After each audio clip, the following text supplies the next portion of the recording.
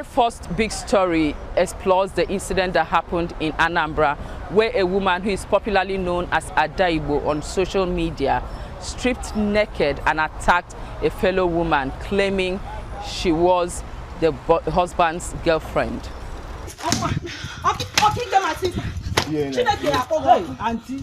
Call it the case of one person's interest becoming another woman's source of rage, but that was what played out in Anambra State when Tochukwu Azota attacked her husband's Facebook female friend and stripped her naked. In one viral video posted online, the stripped woman was being assaulted by Tochukwu's niece in the bathroom of the house while she recorded the episode. In another video, the victim is seen dressed in a wrapper allegedly given to her by a sympathizer to cover her nakedness, while the said niece of the wife continued to assault her. A man believed to be a sympathizer was seen pleading with her attackers to stop the assault. Until the early years of the 21st century, crimes were often committed away from the full glare of the public, with traditional media organizations broadcasting such information on their own terms. Today, the social media has given everyone a voice, but not with a sense of responsibility. It is easier to share anything with family, friends, and even strangers, ensuring that street fights, sexual assaults, murder cases, and other crimes can go viral on the internet anytime. Anambra State Police Commissioner Rabi Oladodo has since condemned the assault and the video recording. I had a meeting with all my area commanders and DPOs where I took time to, analyze security challenges of this state. Now, before I tell you our design and our hope, let me briefly explain on the that case of nudity which you people are anxious to hear. Although it is already on social media, the suspects are here. A man and his, Facebook woman friend. A man invited his Facebook friend to his house. Later his wife, whether known to the husband or unknown, whether they conspired or not, investigation is ongoing. But the wife, along with her friend, a female friend, suddenly came. They naked that woman, flogged her. You have seen it viral on all over the social media. Flogged her seriously to the extent of, pursuing her outside the house, publicly naked. And the wife of the, Facebook friend videoed her, later requested some of 60,000 naira from her. Instead of paying, she reported to police. We moved into action. We arrested all of them. They confessed. They are giving us useful information, and the investigation is ongoing. This is inhuman. You have seen it. And the woman that is the wife of the Facebook, the wife of the Facebook friend to that woman, confessed, recording this video, and she also confessed, releasing it to members of the public. Look at how the woman was inhumanly maltreated. Reacting to the allegations, the suspect confessed to the crime, but said they never intended to hurt the victim by circulating the video. So we told her to come out, let's settle this. She refused to come out, so I left. So coming back, I came out. I told her she should come, let's settle this. Then she now came out. But my sister has been telling me that the first time they slept is in the hotel. The lady paid. The second time is in the house, which the guy confirmed that she told the lady that he's married, but she keeps coming from Abuja to here. So what really made me got so angry is that my ex-husband took my son to his girlfriend in Lagos and kept my son there. And I've reported to this police station, so they said they were tracking and nobody was doing anything about it. So that anger of him taking my son to his girlfriend in Lagos, and I've been looking for my son for months. So when I got here, I didn't want my sister to like feel such bad. And the video we made wasn't for sharing. We made it in case after flogging her, she denies. We just met her on the street and we started beating her. I felt very bad because I never knew that thing we went far like that. Came to the house. So with that tense inside me, she was like threatening me, telling me that she's going to report me to the police, this and that, that she's supposed to come with the APS, the ASP, that they'll come and arrest me, this and this. How many people are inside the room when they are doing that to you? There are 3. Who are who? The wife, the lady that locked me up and the one for hours, and the one that invited me to the house. So they invited you? He was the one that invited me.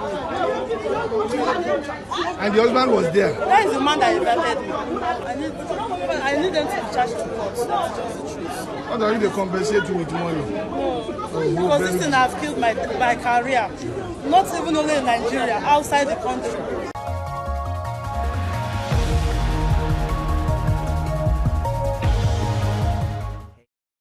On our special interview today, we'll be discussing the recent video that has gone viral, and it is the video that is actually very traumatizing. If you have seen social media, you see the video where a young lady was assaulted by a particular woman who kept, flogging her. Now the question is, and Nigerians are beginning to abuse the use of the internet. So we have a constitutional lawyer today who is going to help us dissect. We want to know where do you draw the lines between moral offense and criminal offense. And to join us today is human rights activist barrister Iniebere Effiong. Welcome to the program. Now I want you to help. Where do you draw the line between moral offense and criminal offense? There's always an intersection between law and morality. As a matter of fact, there are offenses that can be described as offenses against morality under the criminal law, under the penal legislation. Therefore, the distinction between morality and law in some instances may be blurred. However, there are also instances where a moral conduct, an infraction of a moral conduct, or a moral infraction may also be a criminal infraction.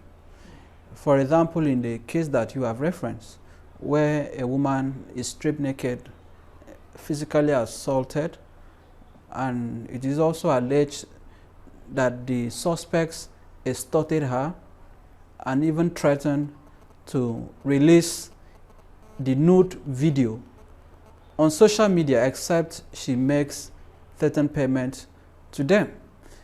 In such a case, it is not correct to say, oh, this is just a moral matter. It does not concern the state, because there are ample provisions under our laws to cater for such cases, for such conduct.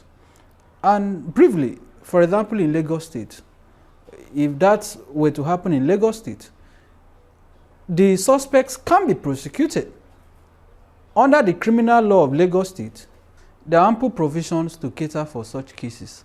If you look at what we are talking about closely, what was done to that woman may result in several charges or several counts should the state decide to prosecute. And indeed, it is expedient for prosecution to take place to serve as a deterrent to others.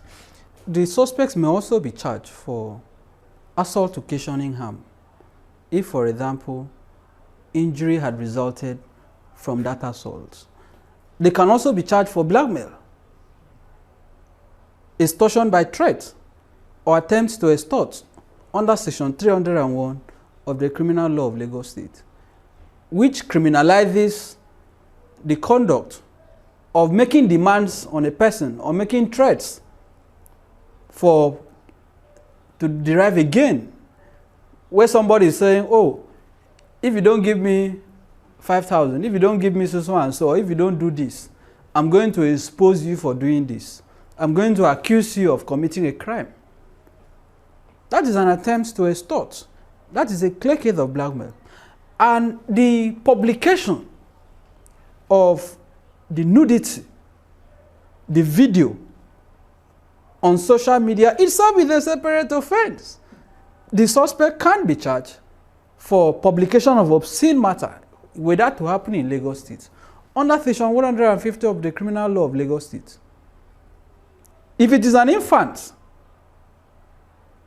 that is involved, they can also be charged for publication of infant nudity under the Cyber Crimes Act, under section 23 of the Cyber Crimes Act.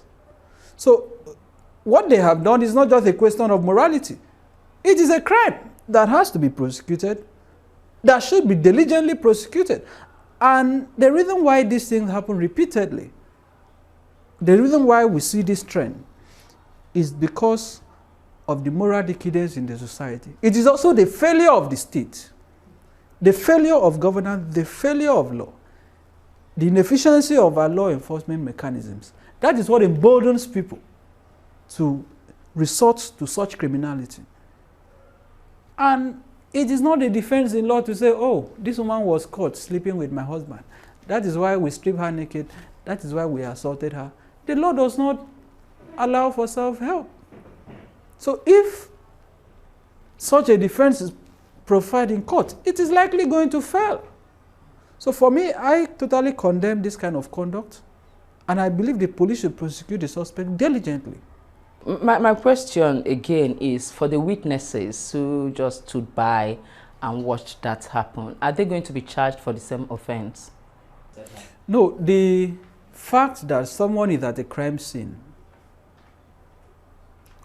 without more is not a crime in itself. Witnessing a crime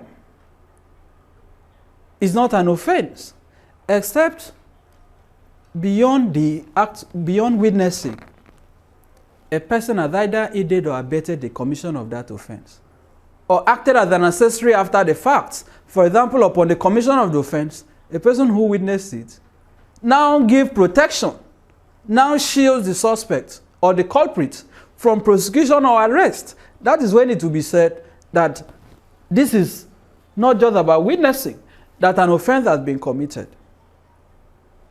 So those who just stood by and watched that criminality taking place, it becomes a matter of moral retribution. It is not a matter for the state to prosecute. But if beyond witnessing, beyond being at the lucus criminis, at the scene of crime, someone is found to have facilitated the commission of that offense, either by procuring the instrument with which the assault was commissioned, or by facilitating the recording of the nudity, either by giving the phone or the computer device by which that recording was done, then one could be said to have aided and facilitated the commission of the offense. And there is also the offense of conspiracy, because in this instance, it is not just one person that committed that crime. You have a man and also about two women who participated in it. So the police can also charge them. The state can also prosecute the culprits for conspiracy to commit felony. And I believe that prosecution should take place. Otherwise, we will continue to see these kind of things in our society. Barrister, in all this, if found guilty, what was the penalty for them? It depends on what they are charged for. In Lagos, for example, the conducts I have highlighted, for example, attempts to extort, blackmail, upon conviction by virtue of section 301 of the Criminal Code Law of Lagos State, it is a felony that attracts an imprisonment of 3 years. For the obscene publication under section 150 of the Criminal Code Law of Lagos State, it also attracts 3 years with an alternative fine of 450,000 naira. And under the Cyber Crimes Act, supposing they are prosecuted either under section, for example, under section 24 of the Cyber Crimes Act, if the elements of the offense are constituted, that is, if the state is able to show that the conduct in question is within the framework, is within the contemplation and the intendment of that section, the culprits can also be convicted. And upon conviction, they can be fined, they can also be imprisoned. But the important thing is that people should appreciate that this is not just a moral issue, that there is also the criminal dimension to it. And for that reason, it is important for people to desist from it. Like I said, it is not a justification to say, oh, this woman came to my house and had intercourse with my husband, or this man was caught sleeping with my girlfriend. That is not, it does not avail in law. It is not a defense. So I call for the total and diligent prosecution of the suspects, and beyond the criminality of the conduct, it is also an infringement of the fundamental right of the victims, because their dignity to human person has been deprived, for which they can be sued for enforcement under Section 34 of the Constitution, which guarantees the right to the dignity of the human person. Their personal liberty, the woman was also kept, her freedom was restrained, her movement was restrained. So I totally condemn it, and I also encourage that beyond prosecution by the state, the victim should also go ahead to sue the suspects and the culprits for infringement of a fundamental right to the dignity of a person, to a personal liberty. So this is how grave and serious this kind of conduct is. Therefore, it is not just a moral matter. It is a criminal matter. It is an offense against the state. It is also an infraction, an encroachment of the fundamental rights of the victims.